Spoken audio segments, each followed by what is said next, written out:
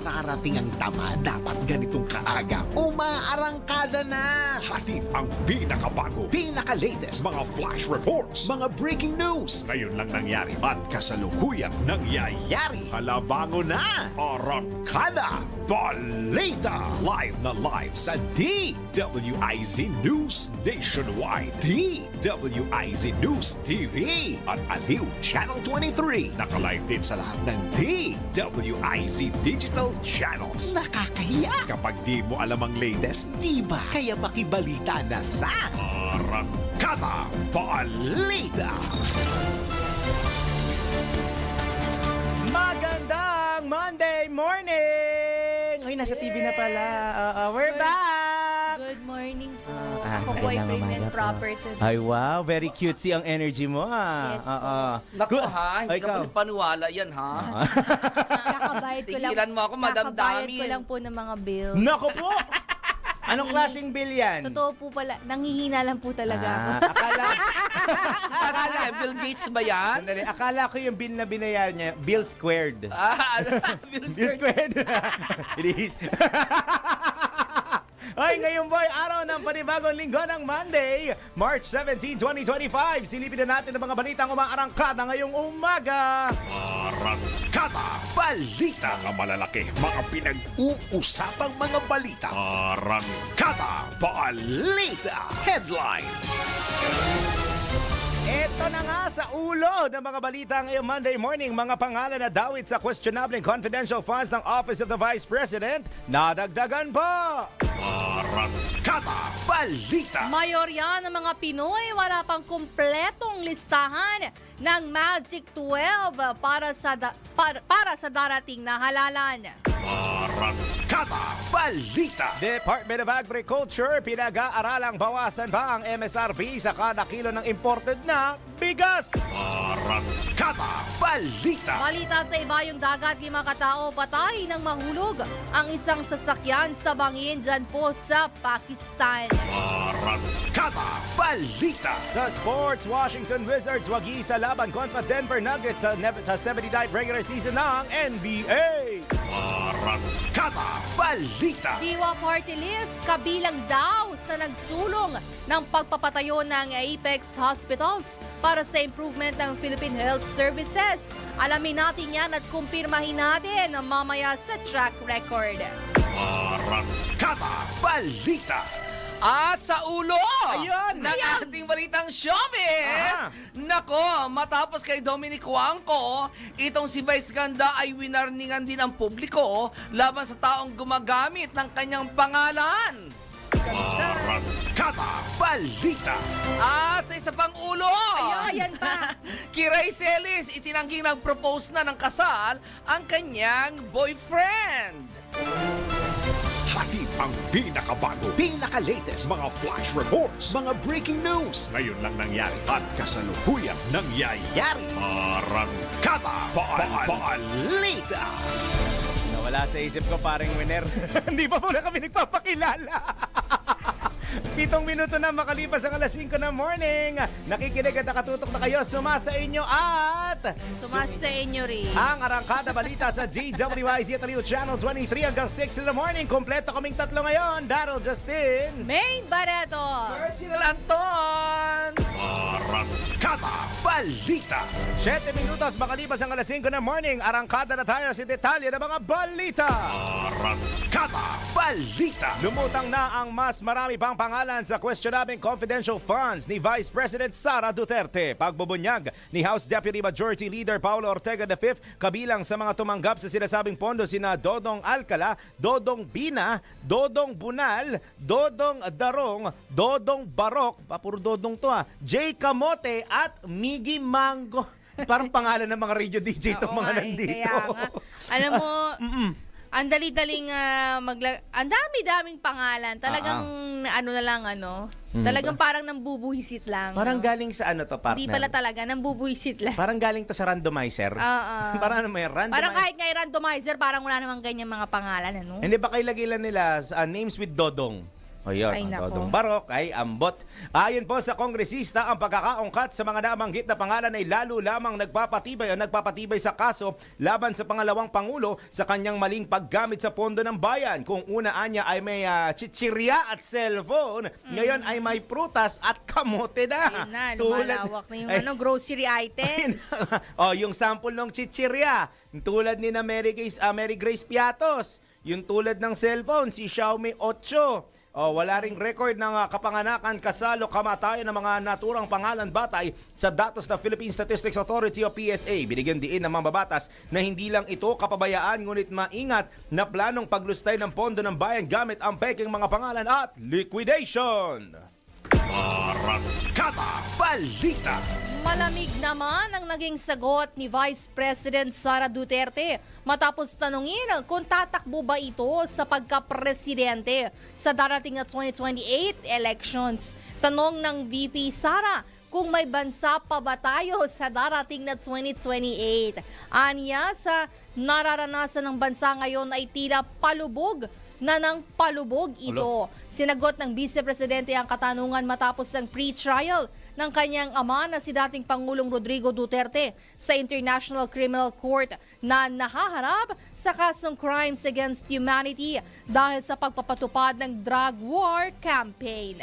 Arangkada Balita. 9 minutos makalipas ang alas 5 ng morning, ipinakilala na ni Vice President Sara Duterte ang tatayong lead counsel ni dating Pangulong Rodrigo Duterte sa pagharap nito sa paglilitis ng International Criminal Court o ICC kaugnay sa kasong crimes against humanity. Ayon po sa Vice Presidente, pangungunahan ni British lawyer Nicholas Kaufman ang pagdepensa sa kanyang ama. Kaugnay nito, kinumpirma ni VP Sara na nakapag-usap sila ni Attorney Kaufman matapos ang kauna-unahang pagharap ng kanyang ama sa ICC. Nabatid, nakasama rin sa legal team ng dating Pangulo ang kanyang dating tagapagsalita na si Attorney Harry Roque, na nasagot na ang tanong kung nasaan si Harry Roque. Siya ngayon ay nasa Hague. The Hague. Nasa The Hague sa Netherlands. At kasama po sa legal team na yan ang dating Executive Secretary ni PRRD na si Salvador Medialdea. Samantala, nakadakdang ganapin ang susunod na pagdinig ng ICC kaugnay sa kaso ng dating leader sa bansa. Matagal-tagal pa pero abangan nyo, September 23, 2025.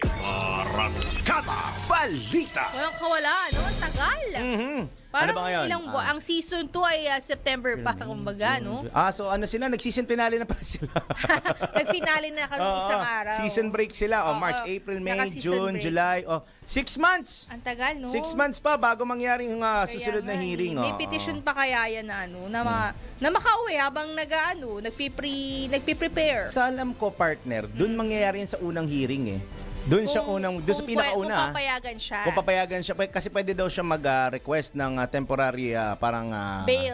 Bail. ganyan. Hindi bail ang Oo, term. Makalimutan yung term nakalimutan ko yung tawag. Parang pwede siyang lumaya for the meantime Oo. hanggat hindi na bibigyan ng final verdict yung kaso. Pero first trial, first ano pa lang Wala, yun hindi naman siya trial actually yung unang Oo. salang. It's more of parang informing him of what are his case, ganyan, At saka cases. yun, para siyang formalized Miranda rights reading. Tama. Kasi 'di ba sinabi yung kaso, sinabi din doon what he cannot do kahit na binigyan din si dating ES Medialdea ng privilege time na makapagsalita Wala, on dead behalf. ma. Oo, wala. Parang nakapikit nga lang noon si PRRD, dahil si FPRRD kung nakita mo, 'di ba?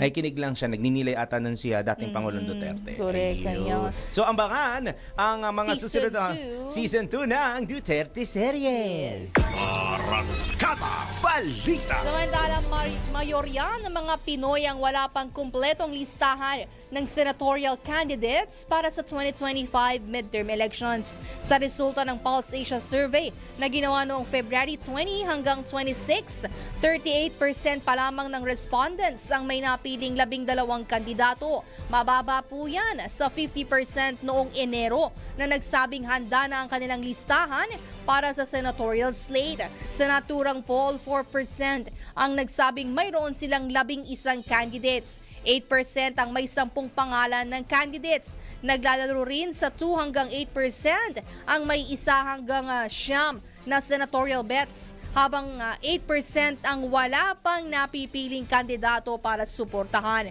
Ginawa ang survey sa 2,400 respondents ilang linggo matapos ma-impeach si Vice President Sara Duterte at bago maaresto ng ICC ang kanyang amang si dating Pangulong Rodrigo Duterte.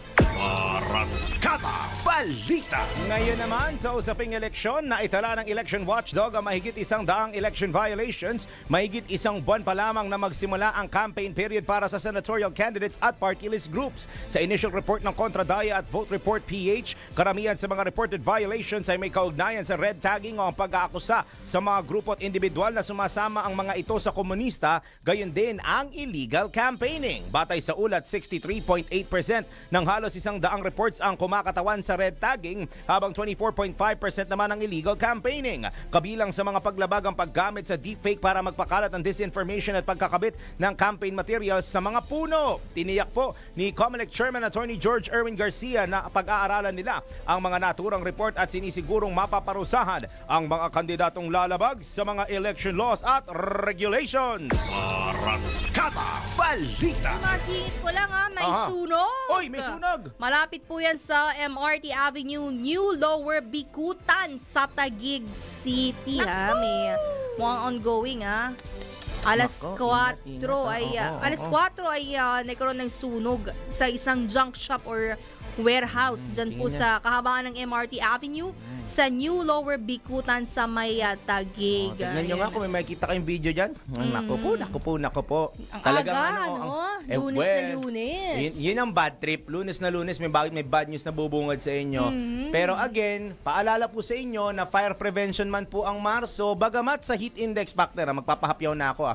Medyo, walang anumang lugar sa ating bansa ngayong araw nasa dangerous level. Karamihan ay nasa extreme caution level.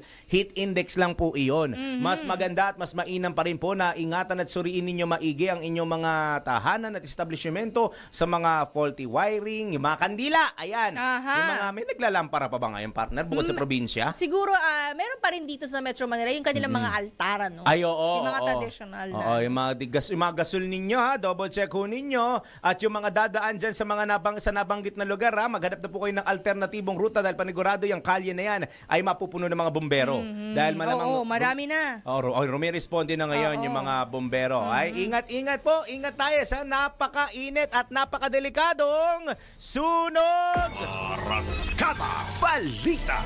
Nilinaw naman ng Commission on Elections na walang politiko ang kabilang sa mamamahagi ng voters information sheet sa buong bansa. Ayon kay COMELEC Chairman George Erwin Garcia, ang mga local officials ng poll body ang mangunguna sa pamimigay ng VIS at hindi ang mga kandidato o opisyal na mga barangay.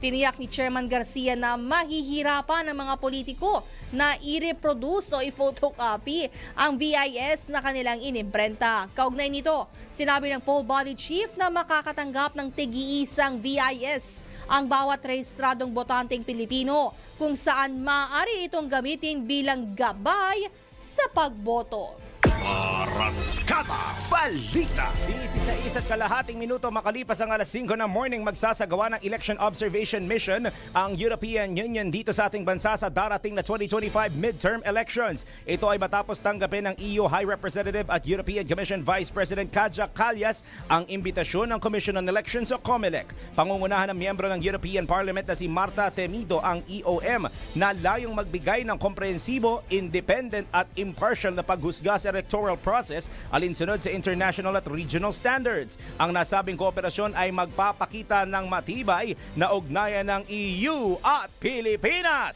Arangkada Balita. Pinag-aaralan na ng Department of Agriculture o DA na bawasan pa ng 4 pesos ang ipinataw na 49 pesos na maximum suggested retail price para po yan sa kada kilo ng bigas. Ayon kay Agriculture Secretary Francisco Chu Laurel Jr., target nilang ibaba pa sa 45 pesos ang MSRP sa pagtatapos ng buwan kung patuloy na bababa ang presyo ng bigas sa global market at lalakas naman ang halaga ng piso. Pagpapaliwanagin anya ang mga tinderang magtitinda ng lagpas sa MSRP dahil hindi dapat mas mahal sa 50 pesos kada kilo ng 25% broken rice. Sa huling price monitoring ng DA, naglalaro sa 41 and 41.13 pesos hanggang 57.57 pesos ang kada kilo ng imported rice sa Metro Manila.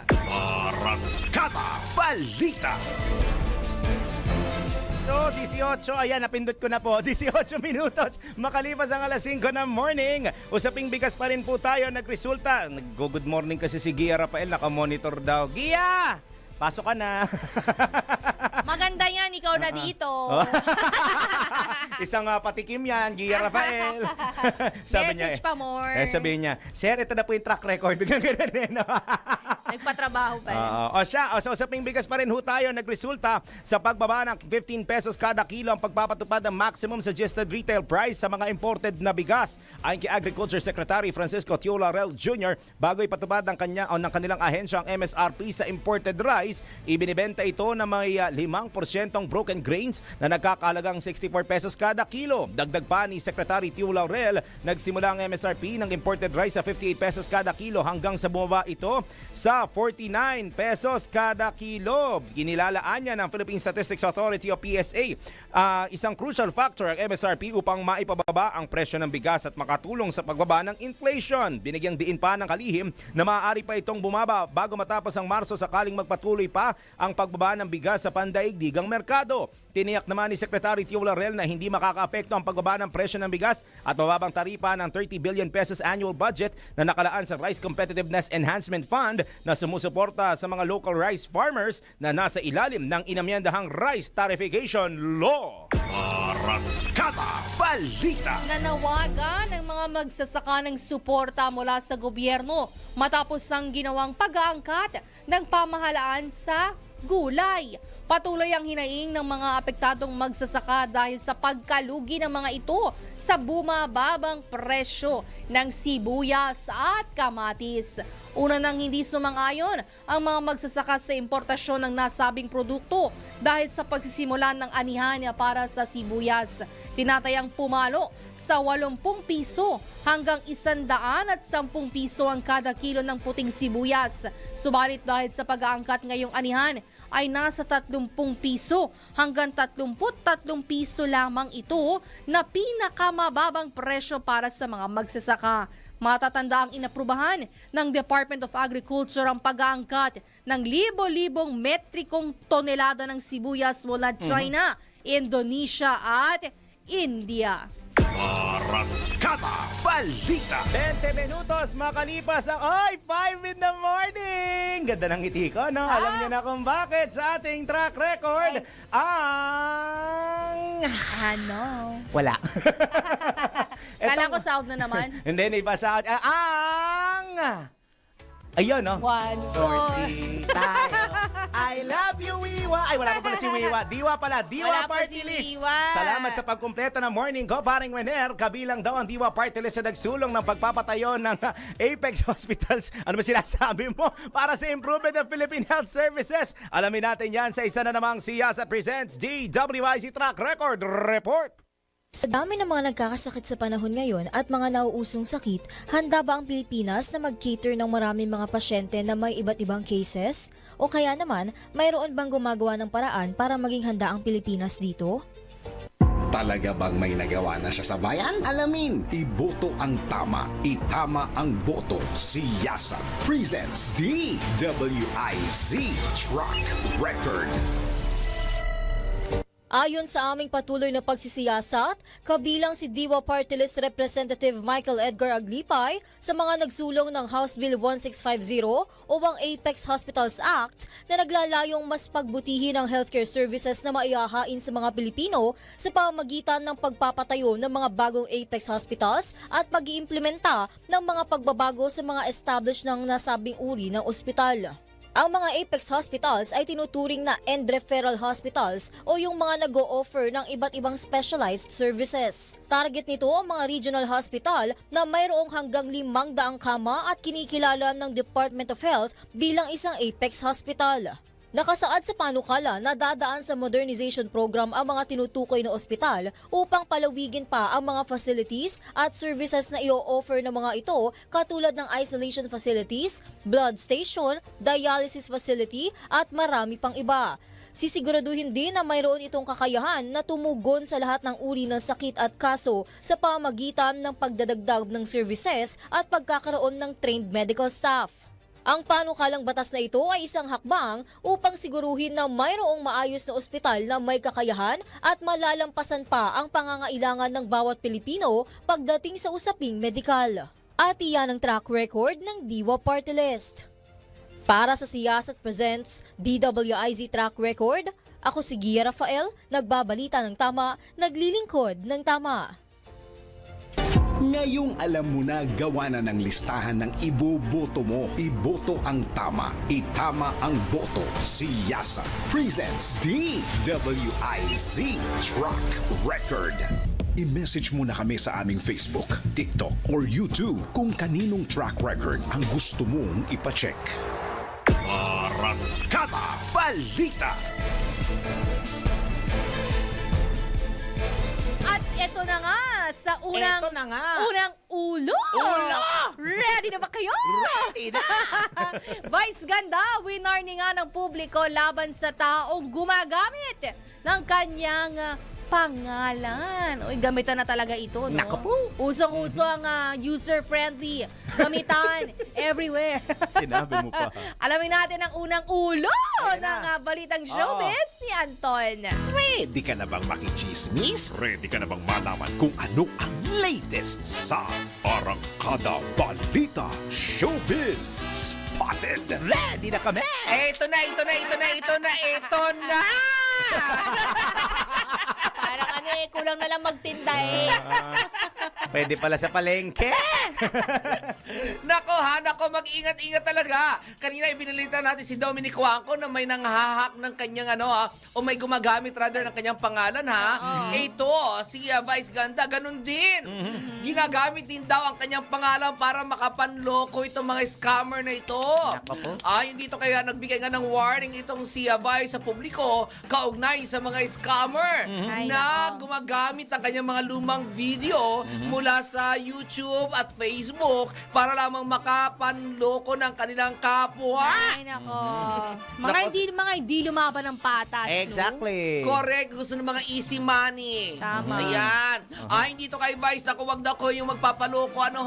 Dahil, itong kanyang mga video daw na ito ay hindi galing sa kanyang verified accounts. Ayun. Kapag ka ang nag-chat daw po sa inyo ay verified accounts niya, doon lamang kayo maniniwala. Pero kung hindi galing sa kanyang verified accounts, iyon daw po ay hindi totoo at iyon ay mga manluloko. Yan. Ayan. So, ano ba yun? Kapag ka ikaw ay may badge na, ano yun? Mahirap na Actually, binabayaran naman yung pag Yung Yes. verified Oo, badge monthly mo, yun, diba? dati nagsimula niya as not paid. Oo, kasi i-check talaga Sila nila. Facebook i-check, ay I-verify artista or nila. something. Oo. Kaya nga, kapag ka may badge ka, mahirap ka na hindi ka na pwedeng i-hack. Hindi, Ay, posible hindi pa so. rin. No. No. Kaya mali din yung kanya sinabi ng coming Na from verified verified. accounts lang, di ba? Oo. Kasi baka Oo. mamaya ma-hack pa rin yun eh. Yes. Oo, kaya dapat talaga the best way para malaman kung talagang yun na yung taong yun ay i-video call talaga siya. Yeah. Yan the best Tama. way. Walang ibang way. Pag hindi pumayag mag-video There's call, no other way. pag di pumayag mag-video call, wala. Magbahala na Yes. kayo. Totoo yun. Kabahan Kasi ka, nung nakaraang diba? linggo may nangiram sa akin na kaibigan ko na Uy! 500 pesos lang naman.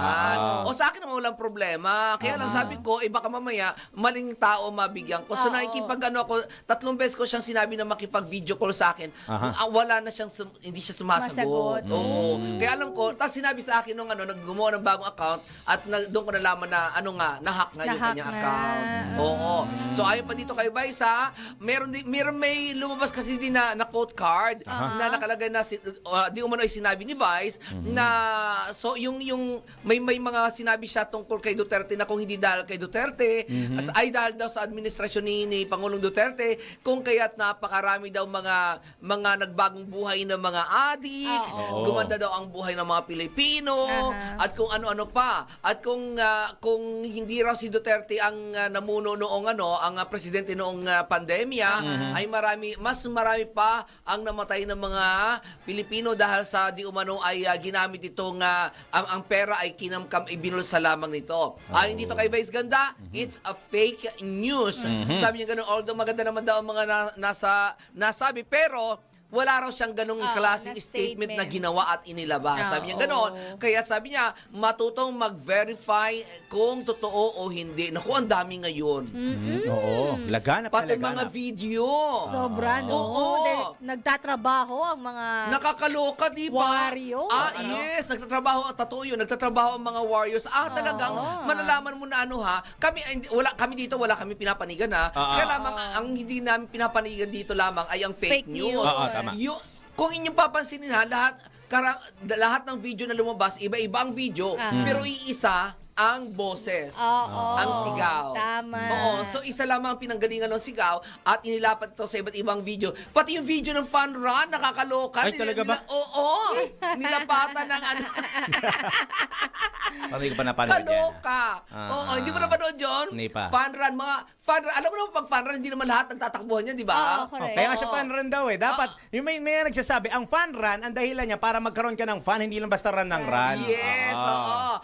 Marami talaga yung mga naglalakad at nakuna ng video yung mga naglalakad at ginamit ito na di umano ay rally na naman ni dating Pangulong Duterte.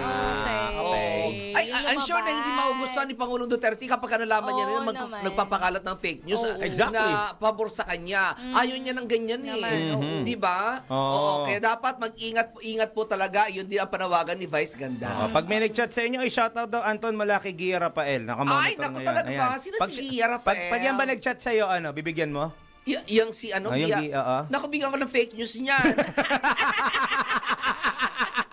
Ay, hello muna sa ating kaibigan. Sino ba si Gia Rafael? Hindi mo ba kilala? Hindi ko siya kilala May magpapakilala daw sa'yo. Talaga ba? Hindi kami. Ay, alam ko, in love siya ngayon eh. Hoy! Pwede pag-usapan natin love life niyan. Kami sinabi.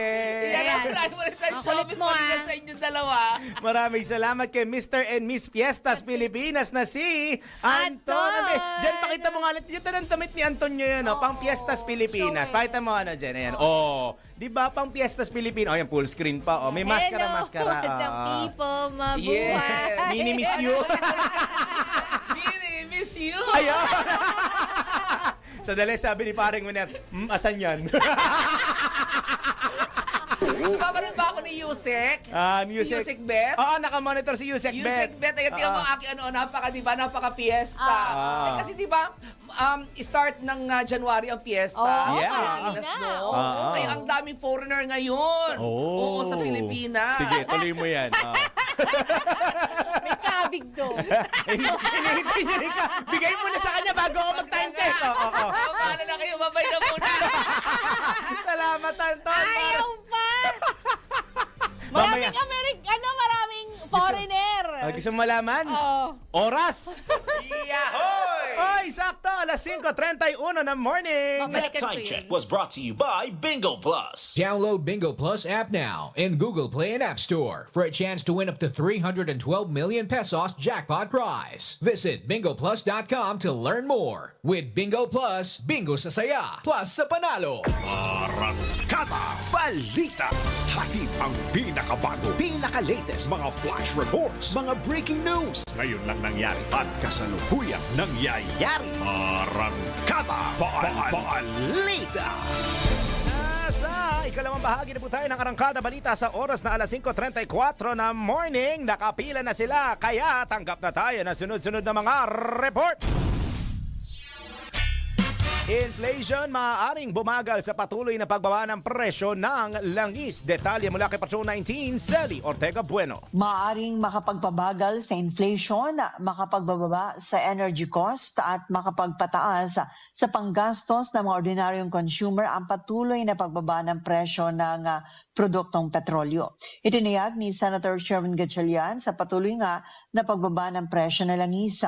Isaan niya ito magandang development, bagay na makapagpapasigla sa domestic consumption.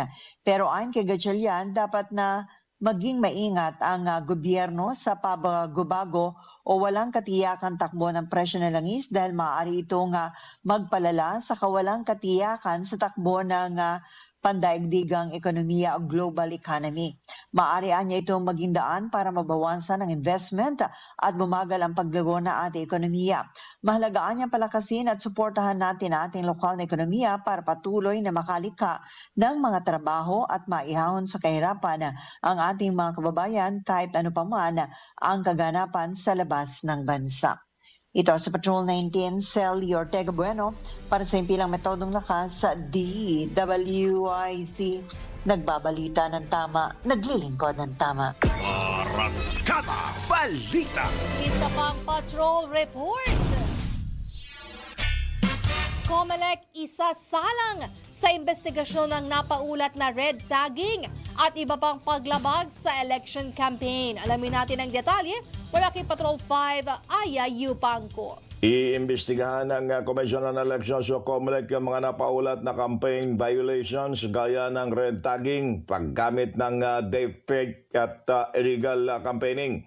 Ayon kay COMELEC Chairman George Erwin Garcia, susuriin nila yung report ng Contradaya at Vote Report Philippines at ikukumpara ang naturang ulat sa record ng COMELEC.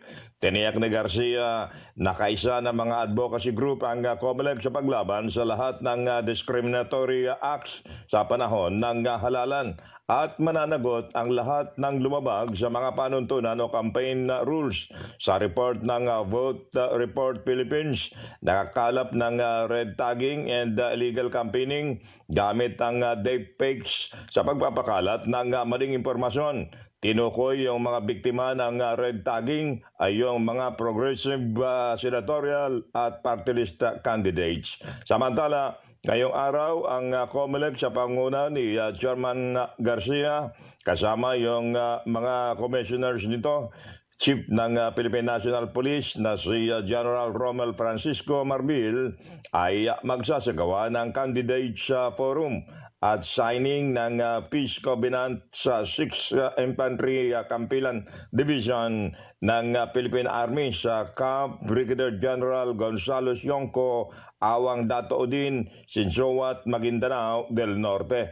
Ang aktibidad ay sasaksihan ng mga election watchdog na Paris Pastoral Council for Responsible Voting o PPCRB, National Citizens Movement for Free Elections o NAMFREL at election o itong Legal Network for Truthful Election o LENTE. Ito si Patrol number 5. Ay, pang para siyempre naman ito ng lakas. DWIC. Nagbabalita ng tama, naglilingkod ng tama. Kapag may bagong balita, naka-on air, agad-agad, DWIC Patrol Report. 38 minutos makalipas ang alas 5 ng morning, tanggap naman tayo ng balita mula sa Metro Patrol. Hoy, time na, oras na para i-check ang presyo ng mga bilihin sa Guliang Bayan Center sa Valenzuela. Ang official palengke queen at Yusek ng DWIC, si Yusek Beth Samson. Yusek, good morning! Good morning sa inyong lahat dyan, lalo kay Gandang Anton. Ayun, miss ka na niya, hinahanap ka nga. Dapat kung natutuwa ka raw sa suot niya ngayon, kung nakita mo raw. Oh. Napakaganda. Oh, Napakaganda niya. Diyosa! Talaga, napakaganda ni Miss Anton. Anyway, ang bigas dito sa Valenzuela ay 45 pesos hanggang 60 pesos. Pababa na silang pababa. Samantalang ang baboy dumadaing pa rin ng mga maninda dahil hindi na rin nila kayang ibaba. Mula sa 390 pesos ang kilo ng kasim, laman at pigi, pero ang liempo, 410 pesos kada kilo. Ang buto-buto ay 360, ang manok 220 ang isang kilo, samantalang ang baka 470 hanggang 480 pesos kada kilo. Sa umay gulay, ang ampalaya, talong at patatas ay 100 pesos kada kilo. Ang sibuyas bumaba, 110 na lang mula sa dating 160. Ang bawang 140, ang kamatis at sayote 30 pesos na lang kada kilo. Ang pechay Baguio at ang pechay Tagalog 60 pesos. Carrots, 90 pesos per kilo, pwede na mag-carrot juice. Ang isang tali naman ng sitaw ay 30 pesos. Sa fish da o sa isda, Ang bangus dagupan, 220 hanggang 240 kada kilo. Ang tilapia, 150. Ang hipon, depende sa laki, mula 260 hanggang 380 per kilo. Pwede rin per tumpok, 100 piso. Ang tahong, 100 pesos kada kilo. Samantalang ang espada, 380. Ang galunggong, mula sa 250 hanggang 280 pesos per kilo. Ang bisugo, 380.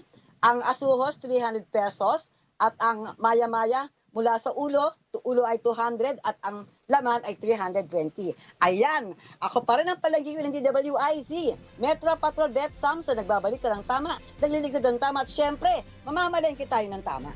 Barangkada Balita. Ronda naman tayo sa probinsya. Isang tricycle sa Kawayan City, Isabela. Sinalpok ng isang kotse, 2 katao sugatan. Alamin natin ang detalye mula kay Kuyang Ronald Idol Domingo. Sugatan ang dalawang individual matapos nasalpukin ng isang kotse ang sinakyan nilang motorsiklo ng Kawayan, Cabatuan Road, San Fermin, Kawayan City, Isabela. Sangkot sa insidente ang isang tricycle na minaneho ni Kevin de Guzman, 30 years old, sakay ang 5 pasaherong napuwang residente ng lungsod ng Kawayan. Habang ang kotse ay minaneho naman ni Erwin Cavina, 50 years old. Ayon sa investigasyon ng Kawayan City Component Police Station, binabaybay ng dalawang sasakyan ang parehong direksyon patungo sa town proper ng lungsod ng Kawayan, kung saan nasa outer lane ang tricycle habang nasa likuran naman nito ang kotse na ilukupa ang inner lane. Nang makarating sa pinangyarihan ng insidente, hindi umano napansin ang driver ng kotse ang tricycle na nasa unahan nila o nito dahilan upang mabangga nito ang likuran bahagi ng motor. Dahil sa lakas ng pagkakabangga, nagtamo ng pinsala sa iba't ibang bahagi ng kanilang katawan ang driver ng tricycle at ang isa nitong pasahero dahilan upang dalhin sila sa pagamutan. Samantala, napagalaman na nasa impluwensya ng nakakalasing na inumin na si Erwin na ngayon ay nasa kustodya ng Kawayan City Police Station. Ito ang Ronda Patrol, Ronald Idol Domingo, nagulat pa sintirang may tudong lakas, DWIC, nagbabalita ng tama, naglilingkod ng tama. Barangkada Balita. 42 minutos makalipas ang alas 5 ng morning, tinabla ni Prosecutor General Richard Fauldo ng pahayag ni Attorney Salvador Medialdea sa International Criminal Court na kinidnap ng mga otoridad si dating Pangulong Rodrigo Duterte. Ito ay matapos arestuhin si Duterte sa bisa ng arrest warrant na inilabas ng ICC laban sa dating Pangulo. Sa panayam ng DWIZ, binigyan diin ni Prosecutor General Fadulion na maituturing na misinformation ng sinabi ni Attorney Medialdea sa harap ng korte. Narito ang pahayag. No, hindi ho pwedeng sabihin na kidnap. I think that would be misinformation. Kasi pag sinabi mo pong kidnap, kinukuha mo ang isang tao ng sapilitan, no, labag sa batas, nang wala kang basihan para sa pagkuha sa kanya. Itong pagkuha kay dating Pangulong Duterte was done pursuant to a service of a warrant, coursed through the Interpol and then to the PCPC. And this was just being implemented by the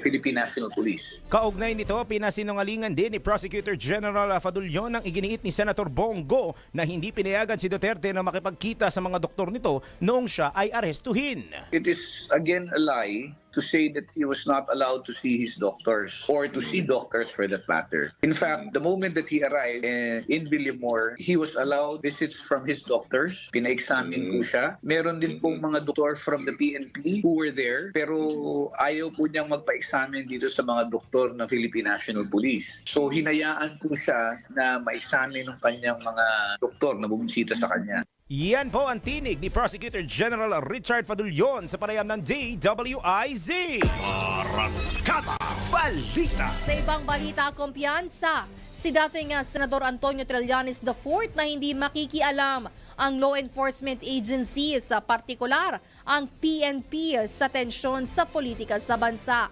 Ayon kay Trillanes, sa panayam ng DWIZ, ito ay matapos ang pagkakaaresto ni dating Pangulong Rodrigo Duterte sa bisa ng arrest warrant ng ICC.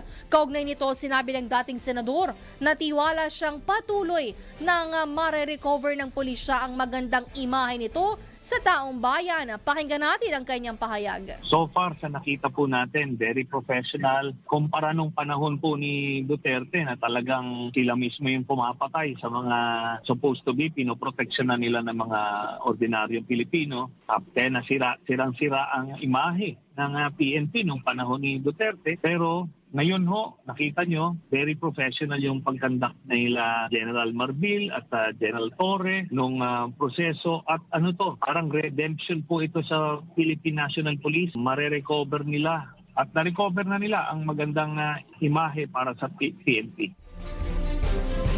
Yan po ang tinig ni dating Senador Antonio Trillanes sa panayam ng DWIZ.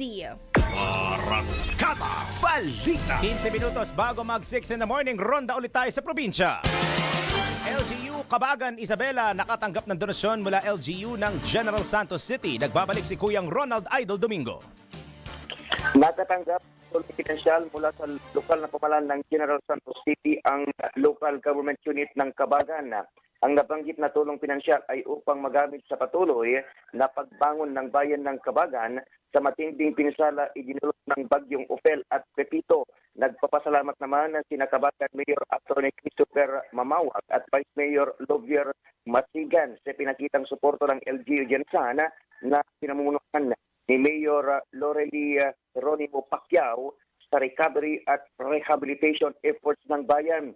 Ang tulong pinansyal ay naaprobahan sa bisa ng Resolution number 1749 Series of 2024.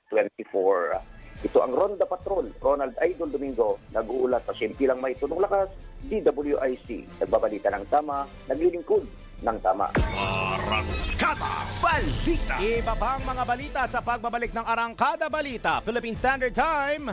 Yahoy! 47 minutos na makalipas ang alas 5 ng morning. That time check was brought to you by Bingo Plus. Download Bingo Plus app now in Google Play and App Store for a chance to win up to 312 million pesos jackpot prize. Visit bingoplus.com to learn more. With Bingo Plus, bingo sa saya, plus sa panalo. Arangkada Balita.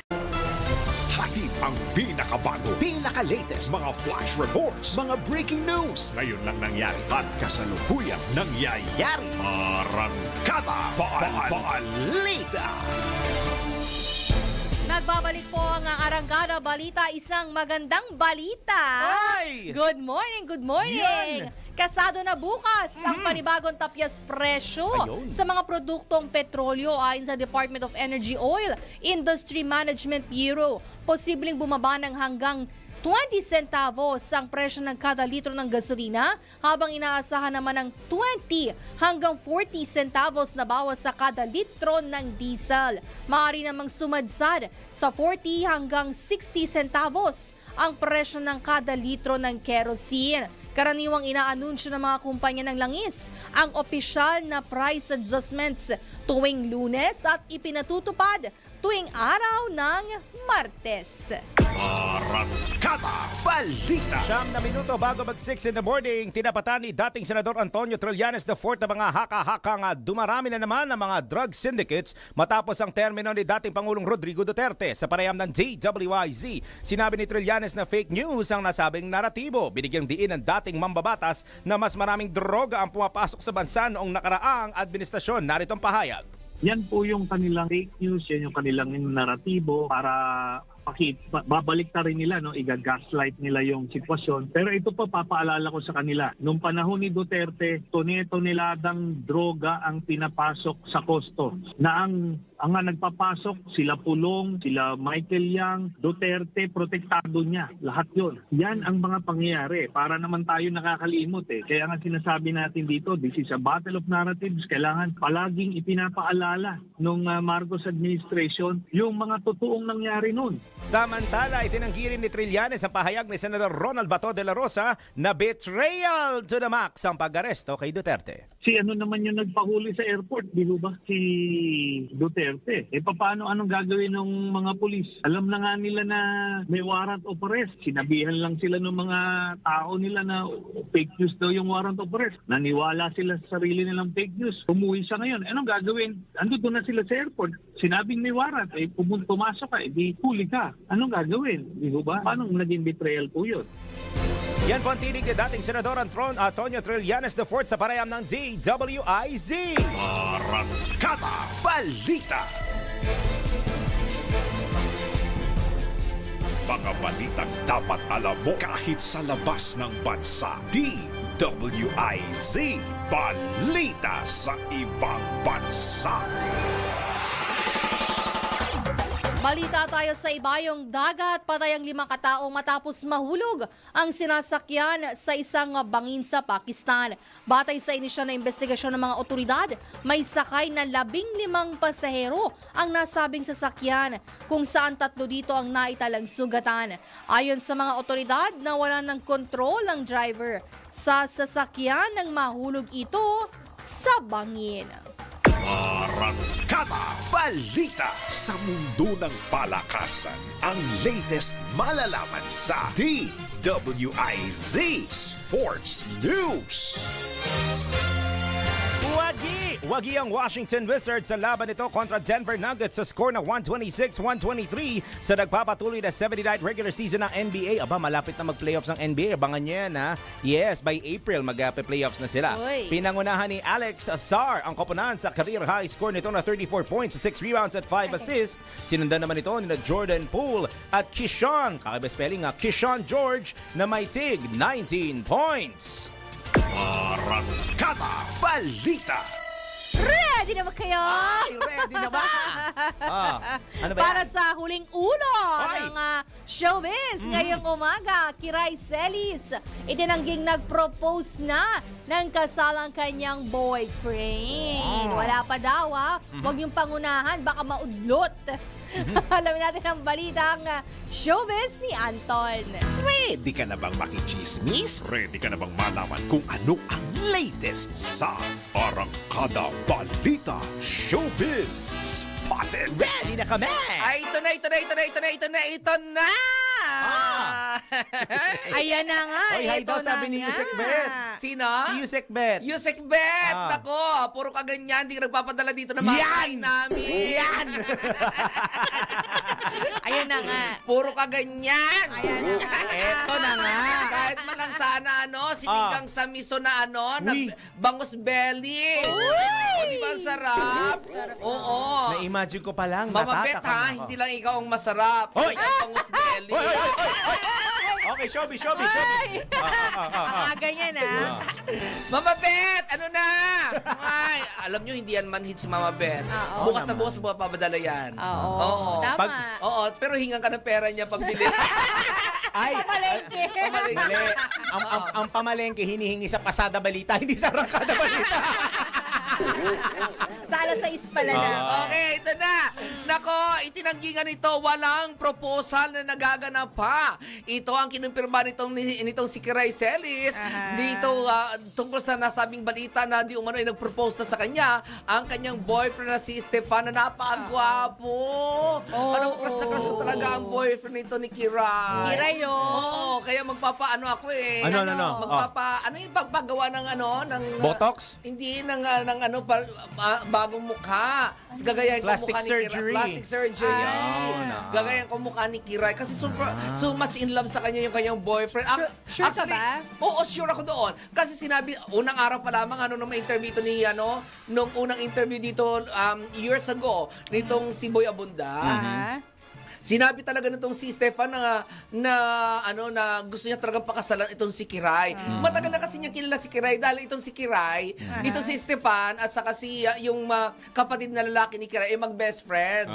Oo, kaya matagal na niya matagal na panahon na sila nagkikita ni Kiray bilang kapatid ng kaibigan niya. At na fall in love daw siya dito dahil nga sa sobrang kakikayan nga nito. Oo, na parang very light lang lagi ang mood. Yes, correct. Di ba ganyan din naman nangyari doon doon sa jowa nitong si Ay de las Salas. Best friend din yung anak niya, di ba? Tama. Oo, best friend niya yun eh. Yep. But anyway, iba naman itong si Kiray dahil nga sa na-inlove sa kanya yung lalaki mismo. Ayan, dahil sa sobrang kakigaya nga nito. But anyway, ayon pa dito kay Kiray walang proposal pang nagaganap dahil although handang-handa na raw at talagang sinabi daw nitong kanyang jowa na ready na siya sa pagkaroon ng isang pamilya, feeling daw nito feeling daw ng kanyang jowa, hindi pa siya ready. Oh. Ah, may why. ganun. Yes, at inamin din naman itong ni Kiray na hindi pa talaga siya ready. Oo. Dahil ang iniisip niya raw, in particular, ang kanyang mama na baka makalimutan niya, hindi na niya mabigyan ng pansin. Kasi family woman Oo talaga nga, itong si ano si Kiray. Oh, itong si Kiray. Talaga sober love nito ang kanyang pamilya, no? Ayan, umalis tuloy sa atin. Hindi na nakinig sa atin si Carlos Sino? Yulo. Carlos Yulo left the chat.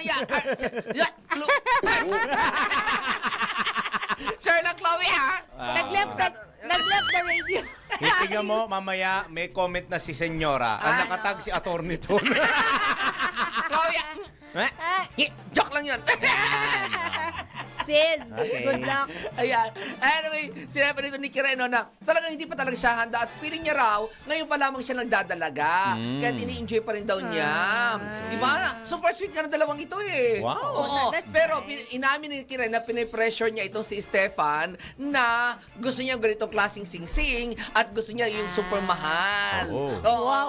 Oo, pero ano, chorba niya lang daw yun. Hindi hindi totoo yun. Hindi rin. Nagpapabebe lang daw siya. Half meant yun. Basta ako naniniwala ako madalas sa jokes are half meant. Yes. Ayan. Don't ask Kiray. Yan. Sa bagay, kapag ano naman, no, pwede naman yun eh. Actually, mas maganda ka mag-invest sa alahas, di ba? Tama, actually. yeah. Oo, kaya So- bili na po kayo sa akin. Message niyo po ako sa Uy. akin. Alahas. Ayun lang, John. Sandali. Alahas. May 59 ng pala. May sasabihin pa sana kaso wala ng oras. So yun na, wala pa pong proposal na gaganap dahil hindi pa siya ayon dito kay Kiray. Ang ganda ng hair mo talaga. Yo! At yan ang muna aking mga balitang showbiz ngayong araw na ito. At syempre, balik na sa inyong dalawa. Maraming salamat sa Mr. and Miss Fiestas Pilipinas na si Virginal Anton. Yan na po ang kalipunan ng mga balita itinampok sa Arangkada Balita ngayong Monday morning. Enjoy the week, guys. Kaming apat po inyo nakasama. Darryl Justin. Akala ko enjoy the weekend na naman. The work week. Enjoy the work week, everyone. Happy Monday, Maine Barreto. At ako naman po ang Miss and Mr. Fiestas Pilipinas. Virginal Anton. Nagbabalita ng tama. Naglilingkod ng tama. Pasada balita, susunod na. Unahin ko muna yung nasa dulo, Jopel Peleño. At nagbabalik na si Drew Nasino. Good morning! Walang mararating ang tama, dapat ganitong kaaga. Umaarangkada na! Hatid ang pinakabago, pinaka-latest, mga flash reports, mga breaking news. Ngayon lang nangyari at kasalukuyang nangyayari. Halabango na! Arangkada Balita! Live na live sa DWIZ News Nationwide, DWIZ News TV at Aliw Channel 23. Naka-live din sa lahat ng DWIZ digital channels. Nakakahiya kapag di mo alam ang latest, di ba? Kaya makibalita na sa Arangkada Balita.